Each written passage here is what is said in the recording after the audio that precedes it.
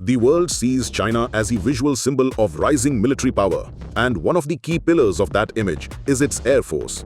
From the J-10 to the J-20, the airframes scream indigenous capability. But beneath the surface, there's another story. Many of these jets still fly with Russian engines, the ones China still can't build at scale. So why does the world's second-largest military still buy fighter jet engines from Moscow? And can it truly be as powerful as it seems without Russian support? The answer is not straightforward. Back in the 1990s and early 2000s, China faced a clear dilemma. It wanted modern air power fast, but its domestic engine industry was nowhere near ready. Russia, fresh from the Soviet collapse, had what China needed: tested turbofans like the AL-31 and RD-93, already flying in large numbers. For China, buying these engines wasn't just convenient, it was essential. It allowed Beijing to field aircraft like the J-10, J-11 and JF-17 without waiting decades for indigenous propulsion systems to mature. The logic was simple: get jets in the air now and build engine expertise in parallel. But China never intended to stay dependent. It launched ambitious programs to develop its own turbofans, projects like the WS-6, WS-10 and eventually the WS-15. These weren't just engineering challenges, they were national missions. Billions were poured into metallurgy, software, manufacturing tolerances, and digital control systems. Yet progress was slow. The early WS-10 variants were plagued by overheating, short lifespans, and inconsistent thrust. Compared to the Russian AL-31, they simply weren't ready for frontline deployment. The problem wasn't just a few bugs, it was foundational. Single crystal turbine blades, thermal coatings, high-pressure compressor dynamics, and the ability to produce all of it at scale with repeatable quality.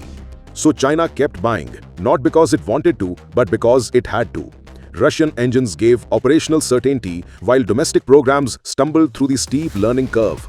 And Moscow knew it.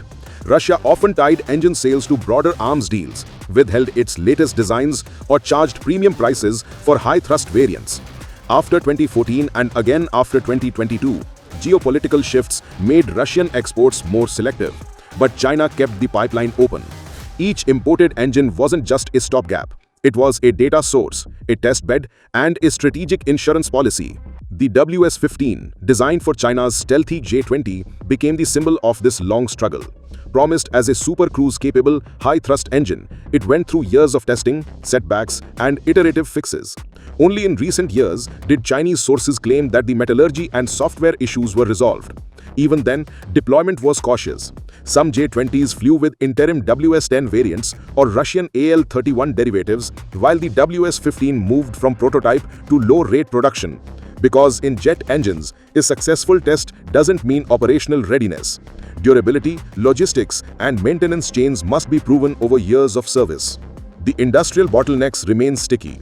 Manufacturing single crystal blades, vacuum casting exotic alloys, applying thermal barrier coatings, and building FADEC ecosystems are high-barrier tasks.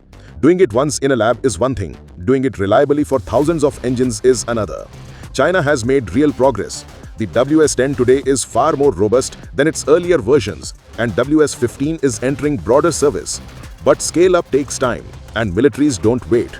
That's why even in 2025, China still depends on Russian engines. Not because it lacks ambition, but because it understands risk. An engine failure in flight isn't just a technical glitch, it's a strategic liability. So Beijing continues to hedge, buying proven Russian power plants while gradually expanding domestic production. It's a dual-track strategy: imports for certainty, indigenous development for sovereignty. India, by contrast, has taken a different path. It builds its own jets but still struggles with engine independence. The Kaveri program remains unfinished, and imported engines power most frontline fighters. China's approach, buy now, build forever, has delivered stealth jets in service, even if the engines aren't fully homegrown. But the final frontier of jet power remains the hardest to conquer. So when we see a J-20 streak across the sky, it's worth asking, what's driving it? The answer, often, is still Russian.